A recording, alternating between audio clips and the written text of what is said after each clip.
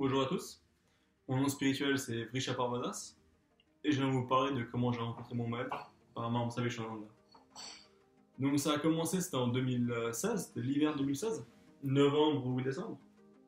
J'avais terminé mon diplôme à ce moment-là, j'avais terminé un diplôme que je faisais à cette époque-là. Donc j'avais envie de partir en voyage. Voilà, j'avais terminé mes études, il fallait que je parte en voyage. Et je sentais qu'il fallait vraiment que je bouge, je tournais en rond à Genève, en Suisse, et ça allait pas quoi. Et j'avais lu quelques livres sur le yoga, j'avais pratiqué un peu de hatha yoga, et ça m'attirait énormément. Et je me suis dit, bon, bah, je vais partir en Inde. Mais ça c'est pas fait.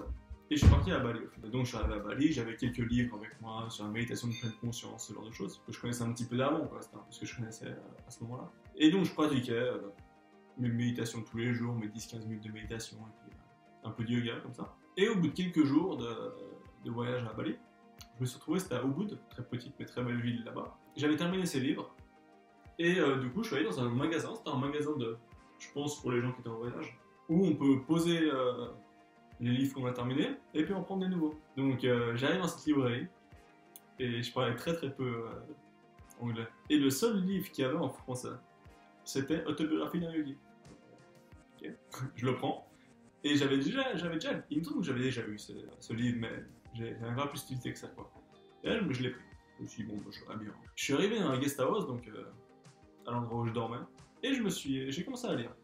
J'ai commencé à lire un chapitre, deux chapitres. À ce moment-là, il me restait 3 semaines de voyage. Et pendant ces 3 semaines, j'ai passé mon temps à lire ce livre. J'ai fait que ça. Que ça. Toute ma journée, je faisais que ça. Et j'avais l'impression de connaître ça, ça me parlait. Ouais, j'avais l'impression de connaître ça, c'était ça quoi. J'étais ok, ça dans ma vie, c'est ça qu'il faut que je fasse. Mais bon, voilà, j'avais pas de maître, et puis bon, t'es plus là quoi. De toute façon, Yogananda, tous ces maîtres étaient plus physiquement là. Et bon, au bout de quelques jours, j'ai envoyé un message à un ami. À cette époque, c'était le seul ami qui connaissait vraiment le yoga que je connaissais. Et je lui ai envoyé un message, c'est un ami relativement longue date. Et je lui ai demandé, est-ce que tu connais par hasard le Kriya Yoga et tout ça? Parce qu'il était prof de Hatha Yoga. Mais il était parti de la Suisse, du coup, c'était quelques temps que j'avais pas eu de contact. Et je lui ai demandé, voilà, s'il connaissait le Kriya Yoga. Et il me dit, c'est bizarre que tu me demandes ça, parce que, en fait, moi, je suis dévot d'un maître, Paramahansa Savichananda.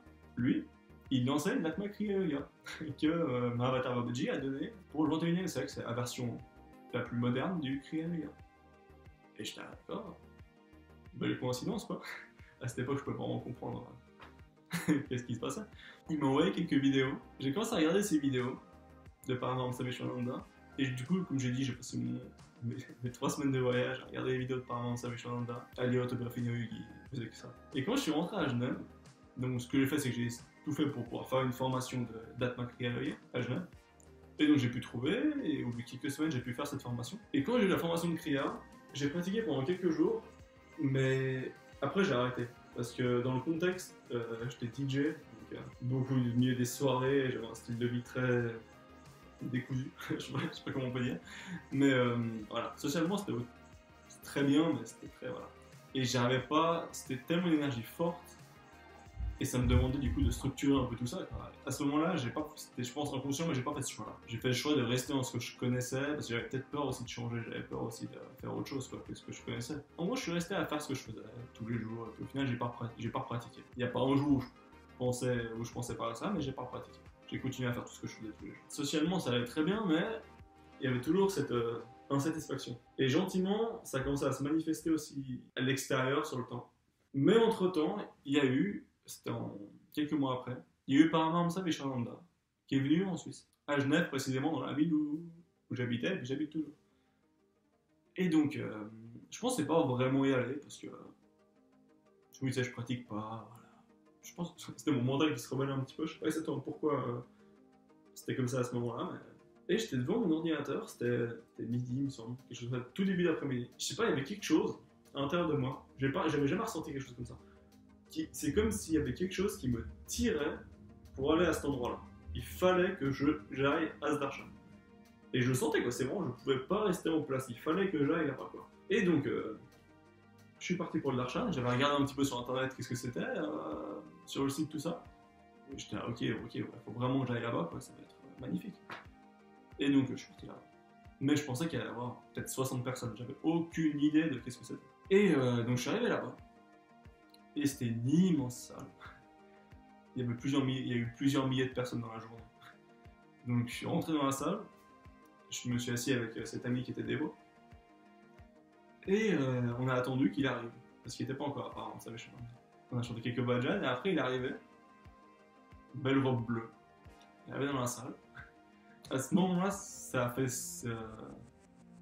cette pensée, c'était intérieur, comme ça m'a dit, ouais, c'est pas seulement dans les livres, c'est pas seulement, ouais, c'est pas quelque chose que seulement qu'on lit, mais c'est, voilà, il est devant toi, quoi. Enfin, dans ma tête, je me disais ça, quoi. J'étais là, ok, ouais, il est devant moi, c'est pas quelque chose qu'on lit, voilà, c'est réel, quoi. Et je suis allé devant, donc je suis allé pour le darshan. On m'a dit, tu peux poser une question. J'avais plein de questions, depuis tout petit, plein. Et du coup, je me disais, c'est la meilleure personne à qui je peux demander. Et donc, j'avais plein de questions, j'avais préparé plein de trucs dans ma tête. Et donc, j'arrive au darshan, et il me fait le darshan. Et là, il n'y avait plus aucune question, il n'y avait plus le mental, il n'y avait plus tout ça en fait. Il y avait juste ce sentiment de connexion avec soi-même à l'intérieur très forte, avec lui très fort. Et c'était juste ça. C'était au-delà de tout, quoi. C'est très compliqué de mettre des mots, on ne peut pas vraiment mettre de mots sur un darshan, c'est magnifique. Mais voilà. Donc il me fait ce darshan, la bénédiction.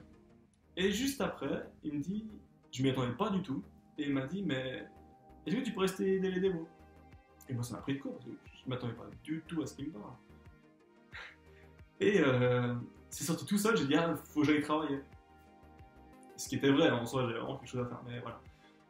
Et donc il m'a dit, ah, voilà. Et donc j'ai fait 1 mètre, 2 mètres, et je me suis arrêté, mais j'étais, mais pourquoi j'ai dit ça, quoi? C'est débile, quoi.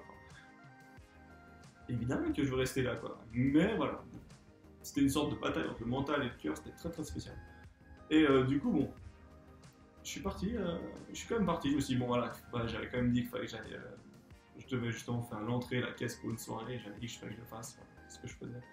Je devais le faire, quoi. Et au fur et après, les jours qu'on suivi, les semaines qu'on suivi, j'ai pas recommencé à pratiquer.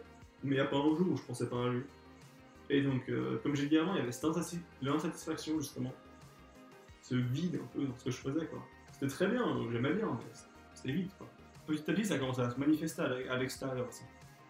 Ça veut dire que au niveau familial, ça commençait un peu à... C'était plus...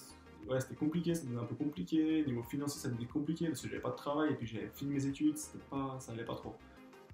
Plein de choses comme ça qui ont commencé à... Ouais, c'était plus très stable, ça allait plus vraiment, quoi. Et donc, à un moment, c'était en février, il y a 2 ans maintenant, je me suis dit, ok, je vais tester. Maintenant, je vais essayer un peu au-delà de toutes ces peurs de changement, tout ça. Je me suis dit, ok, maintenant, je vais pratiquer tous les jours. Je vais essayer de me mettre sérieusement à pratiquer. Et je verrai bien, quoi. Si ce qui va changer, ça va changer. Ce qui changera pas, ça changera pas. Et puis on verra bien. Et là, tout a commencé à se remettre en place, gentiment. Jusqu'au darshan de Lyon. Et au darshan que Paramahansa Savishwananda a donné à Lyon, là, ça a complètement... Je suis avec ma copine qui est devenue dévot aussi.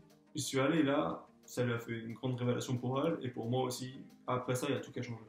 Ça veut dire qu'en l'espace de quelques semaines, il y a absolument tout qui a changé. Les gens que je voyais tous les jours, je les ai plus vus. Mais c'était pas quelque chose de... C'était pas une sorte de séparation. Non, c'était hyper naturel en fait.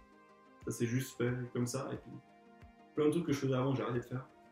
Et j'ai retrouvé un travail, j'ai trouvé un appartement, avec la famille, tout s'est mis en place. J'ai repris mes études, j'ai été accepté dans une université, enfin, pour des passerelles pour aller à l'université, tout ça. Tout, en l'espace de quelques semaines, après ce darshan, tout s'est remis en place.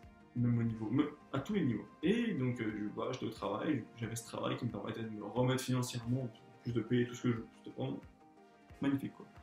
Et donc, je pratiquais toujours plus. Et puis, il y a Shilananda, qui est un moine de l'ashram, qui est venu à Genève pour donner une conférence sur la Bhagavad Gita. Et après cette conférence, je me suis dit, ok, c'est mon maître, j'ai envie de devenir dévot, quoi. C'est ça que je veux. Et donc, quelques semaines après, j'ai appris qu'il venait en Suisse. Et je suis allé là-bas, il y avait un satsang. Et j'ai demandé à la Swamini du pays, suisse, si je pouvais devenir dévot.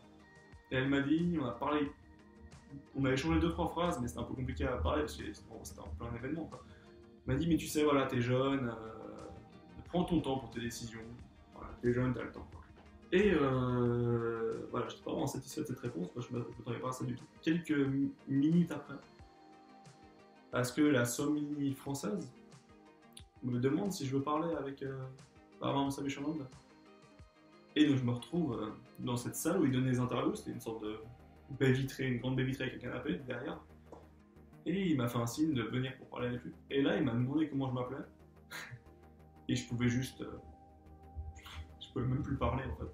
C'était tellement intense. C'est qu'il n'y avait plus rien qui existait. Il n'y avait plus de temps, il n'y avait plus rien, il y avait juste. Ouais, il y avait juste. Il était juste là. Et je voulais juste plus bouger de là. Quoi. Je voulais juste rester là et c'était tout quoi. Et il m'a parlé pendant 5 minutes de travail, de plein de choses très très simples comme ça. Parce qu'en fait, moi, j'arrivais même plus à parler. Quoi. Il m'a dit voilà, continue à faire tes mantras, c'est bien, pour devenir dévot. Et puis je lui ai demandé si je pouvais devenir dévot plus tard. Et tout. Il m'a dit mais ils sont comme ça, mais il n'a pas donné de réponse.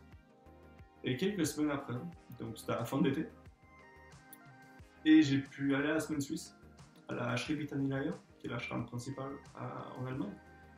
J'ai pu aller là-bas pour la semaine suisse, pour passer une semaine à la fin de l'été. On est avec nos copines, et on est arrivé, et le deuxième jour, il y avait un darshan. Et à ce darshan, on a pu lui demander pour devenir dévot. Donc je lui ai donné le papier. Je lui ai donné le papier pour devenir dévot, et là, il m'a regardé, oui, oui, tu peux. Et à ce moment-là, il y a eu cette joie. Mais c'est même au-delà de ça, c'est pas quelque chose que j'avais pu expérimenter avant dans ma vie, même le jour où j'ai appris que j'avais mon diplôme, ou n'importe quoi de ma vie en fait qui était joyeux comme moment. Ça n'avait rien à voir avec ça en fait, là c'était complètement transcendantal, c'était totalement au-delà de tout ce que j'avais ressenti. Et cette joie que, ouais, quand ton maître te dit oui, que tu puisses devenir dévot, tu puisses, voilà, tu l'as trouvé quoi. Et là, cette joie, ça, je crois que c'est jamais vraiment parti. Voilà, ça c'est après une petite partie de comment j'ai rencontré Paramahansa Shananda et première petite expérience avec lui. Merci beaucoup.